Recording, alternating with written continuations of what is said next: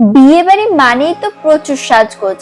আর সেই বিয়ে যদি নিজের বাড়ির কারণ হয় তাহলে তো সেক্ষেত্রে কোনো কথাই হবে না। আর আজকের এই ভিডিওটা দেখে তোমরা নিশ্চয়ই বুঝে গেছো এতক্ষণে যে বিয়ে বাড়ির তোড়জোড় কিন্তু শুরু হয়ে গেছে আমাদের। প্রথমে ব্রাইড মেহেন্দি পরে নিচ্ছে, 2 হাত ভর্তি করে মেহেন্দি পড়ছে। ছোটবেলা থেকেই আমার মেহেন্দি পড়তে না খুব ভালো লাগে, তাই কোনো অকেশন হলে, বিয়ে বাড়ি হলে আগে মেহেন্দি পড়তে আমি রাজি হয়ে যাই।